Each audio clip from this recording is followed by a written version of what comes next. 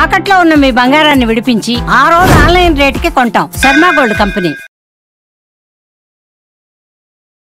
అందరికీ నమస్కారం. నా పేరు మాధురి. మీరు చూస్తున్నది సుమన్ టీవీ నెట్వర్క్. ద్వాదశ రాసుల వారికి ఎలా ఉండబోతుందో తెలియజేయడానికి మనతో పాటు ఉన్నారు ప్రముఖ జ్యోతిష్య పండితులు బ్రహ్మశ్రీ నందిబట్ల శ్రీహరి శర్మ గురువు గారు. నమస్కారం గురువు గారు.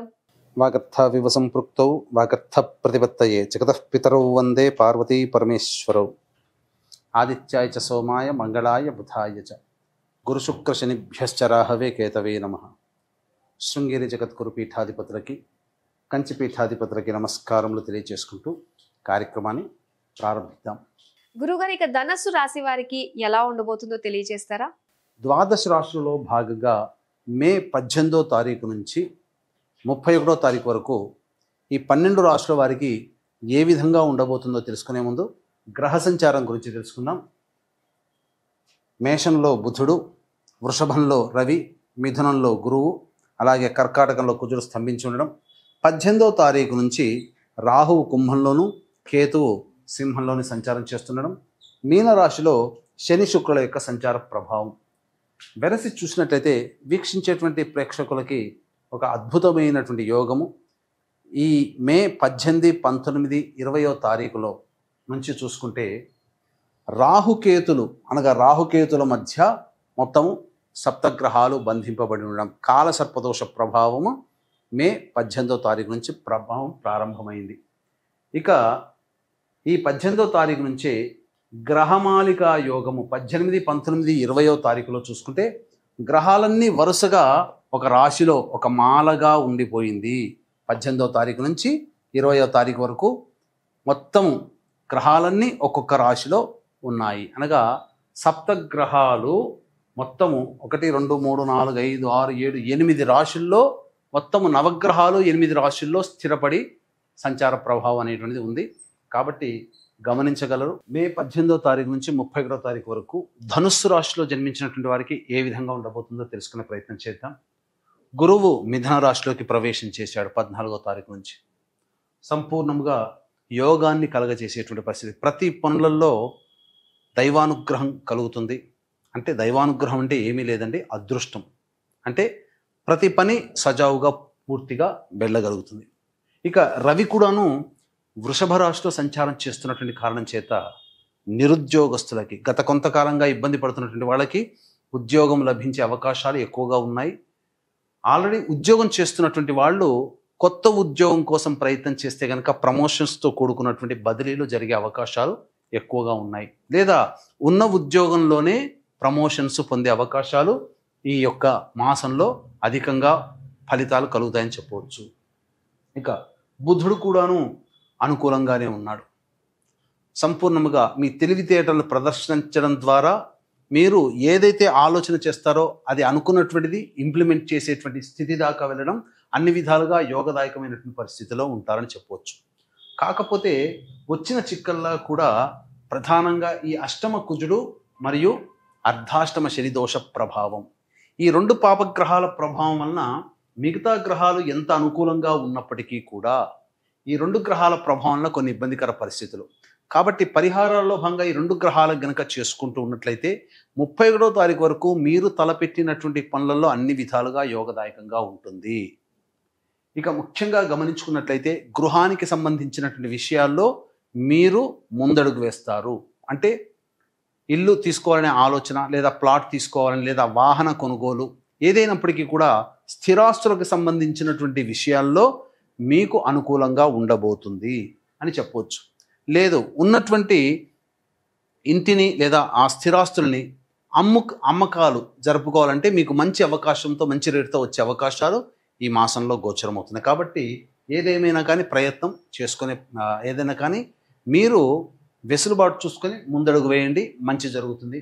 అయితే ప్రధానంగా అన్ని రాశుల వారికి ఈ 31వ తారీఖు వరకు కూడా కాలసర్పదోష ప్రభావం, ఈ రాహుకేతుల యొక్క ప్రభావము, రాహుకేతుల మధ్యలో అన్ని గ్రహాలు ఉండడం, కాబట్టి మంచి చెడు అనేటువంటిది ఒకే రకంగా ఉంటుంది.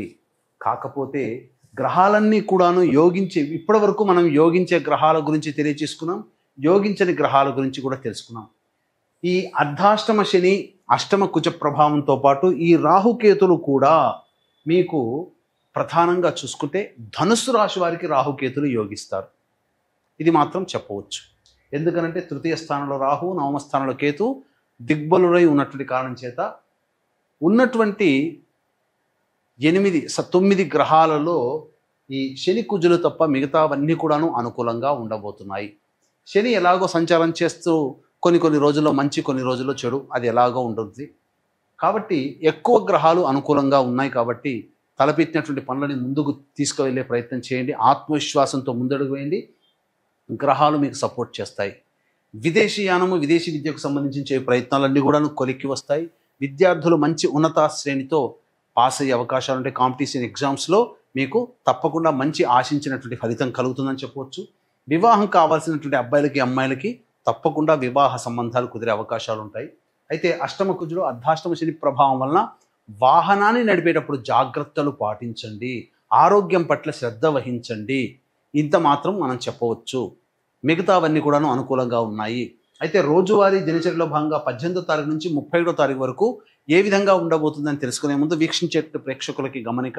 ఈ నెల 22వ తారీఖు హనుమత్ జయంతి సందర్భంగా ఈ శని మార్పు, రాహుకేతులు, గురు మార్పు పొందినటువంటి విధంగా 12 రాశుల వారికి కూడాను సామాన్యమైనటువంటి పరిస్థితి ఉంటుంది. రాహుకేతులు కూడాను కాలసర్పదోష ప్రభావం కూడా ఉన్నటువంటి కారణం చేత ప్రధానంగా జాతకరీత్యా కలుగు విద్య, వివాహ, ఉద్యోగ, దాంపత్య, అనారోగ్య సమస్యల నివారణకి మరియు మేష, మిథున, కర్కాటక, సింహ, కన్య, వృశ్చిక, ధనుస్సు, కుంభ, మీన రాశిలో జన్మించినటువంటి వారికి ఈ శనిదోష పరిహారార్థమై సర్వదోష నివారణ పూజల హోమాలు జరిపించి శక్తిపాతము చేయబడినటువంటి శంకరుంగలి మాలని మీకు అందివ్వడం జరుగుతుంది. అలాగే సరస్వతీ నదీ పుష్కరాల సందర్భంగా అమావాస్య రోజున 26వ తారీఖు రోజున పిండ ప్రదాన కార్యక్రమాలు జరిపించడం జరుగుతాయి. బ్రాహ్మణుని కర్తగా పెట్టి, అలాగే తండ్రి వైపు 6 తరాలు, తల్లి వైపు 3 తరాల్లో ఏవైనా దుర్మరణాలు కనుక ఉన్నట్లయితే వాటిని పితృశాపాలు అని అంటారు.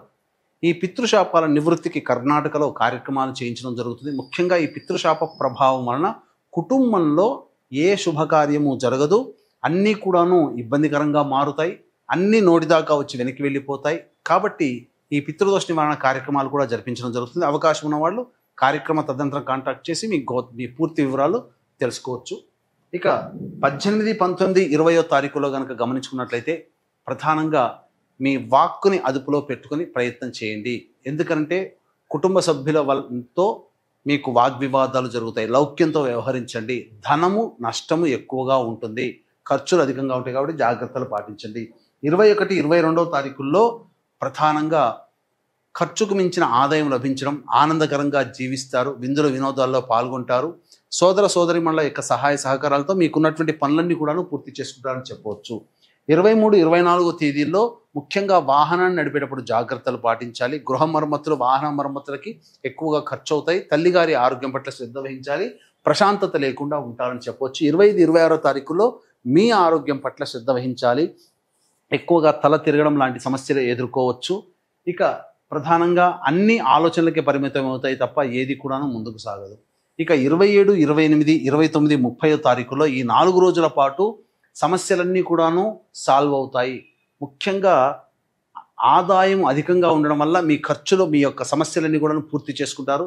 ఆనందంగా గడుపుతారు. దాంపత్య జీవిత భాగస్వామితో లేదా వ్యాపార భాగస్వామితో ఉన్నటువంటి పొరపచ్చాలు తొలగిపోయి ఆనందకరంగా జీవిస్తారని చెప్పవచ్చు. 31వ తారీఖు రోజున మాత్రం ఖర్చులు అధికంగా ఉంటాయి. ప్రశాంతత లేని జీవితాన్ని గడుపుతారు. కాబట్టి జాగ్రత్తలు పాటించండి. మరి ఈ పక్షం రోజులు ఈ రాశిలో జన్మించినటువంటి స్త్రీలకు ఎలా ఉండబోతుందో తెలియజేస్తారా? ఇక ఈ యొక్క ధనుస్సు రాశిలో జన్మించినటువంటి మహిళలకి ఎక్కడైతే ఇంతకుముందు మీరు కోల్పోయినటువంటి గౌరవాన్ని, మర్యాదల్ని మళ్ళీ తిరిగి పొందగలుగుతారు. మీకు పెద్ద పీట వేస్తారు కుటుంబ సభ్యులు. మీ మాట చెల్లుబాటు అవుతుంది. మీరు అనుకున్నటువంటి పనులన్నీ కూడాను సహాయ సహకారాలు చేయడం కోసం మీకు ఎప్పుడు కూడాను మీ వాళ్ళు ఎదురుగా ఉంటారు. కాబట్టి మీకు శ్రమ లేకుండానే మీ పనులన్నీ పూర్తి చేసుకుంటారు. ముఖ్యంగా వ్యాపార రంగంలో, వృత్తి రంగంలో ఉన్నటువంటి వాళ్ళకి చక్కటి ధనాదాయం చక్కగా ఉంటుంది. ఉద్యోగినులకైతే అన్ని విధాలుగా అనుకూలంగా ఉంటుంది. ఉద్యోగం కూడా లభిస్తుంది. అన్ని విధాలుగా యోగదాయకమైనటువంటి పరిస్థితి. కాబట్టి ఆరోగ్యం పట్ల కాస్త శ్రద్ధ వహించాల్సినటువంటి పరిస్థితి అని చెప్పవచ్చు. కాకపోతే ఇంట్లో కింది స్థాయి వాళ్ళు మీకు సహకరించకపోవడం వల్ల కొంత చికాకులు అనేటువంటివి ఉంటాయి. వాటిని లౌక్యంతో మీరు అధిగమించవచ్చు. వివాహం కాని అమ్మాయిలకి వివాహాలు అవుతాయి. ఇక సంతానం కోసం ఎదురు చూసేటువంటి వ్యక్తులకి చక్కటి సత్సంతాన భాగ్యం లభించి తీరుతుందని చెప్పవచ్చు. వీళ్ళు ఏం పరిహారాలు చేసుకుంటే మంచిదంటారు? ఇక ఈ రాశిలో జన్మించినటువంటి వాళ్ళు సమస్యల పరిష్కారం కోసం ప్రతిరోజు కూడా సుబ్రహ్మణ్య భుజంగ స్తోత్రము, కాలభైరవాష్టక పారాయణము, అలాగే అవకాశం కుదిరినప్పుడల్లా సుబ్రహ్మణ్య స్వామికి, ఈశ్వరుడికి అభిషేకం జరిపించుకోండి, సమస్యలు తీరుతాయి. ఇప్పుడు చెప్పినటువంటి సమస్యల కంటే ఇంకా విభిన్నంగా మీ యొక్క జీవితం ఉంది అని అంటే మీ యొక్క జన్మ జాతకంలో నడుస్తున్నటువంటి గ్రహ దశాంతర దశల ప్రభావాలు. కావున దగ్గరలోని మంచి ఉపాసనా పరులైనటువంటి జ్యోతిష్యుల్ని సంప్రదించి వారి సలహాలు సూచనలు కనుక పాటించినట్లయితే మరింత మెరుగైనటువంటి జీవితాన్ని పొందుతారని తెలియచేయవచ్చు. అలాగే హనుమత్ జయంతి సందర్భంగా జరిగే సర్వదోష నివారణ పూజల్లో పాల్గొనే ప్రయత్నం చేయండి. మరియు ఈ సరస్వతి పుష్కరాల సందర్భంగా పిండ ప్రదాన కార్యక్రమాలు మరియు అమావాస్య రోజున కర్ణాటకలో పితృదోష నివారణ కార్యక్రమాలు కూడా జరిపించడం జరుగుతుందని చెప్పవచ్చు. ధనుసు రాశి వారి ఫలితాలు తెలియజేసినందుకు ధన్యవాదాలు గురుగారు. సర్వం శ్రీ ఉమామహేశ్వర పరబ్రహ్మార్పణమస్తు.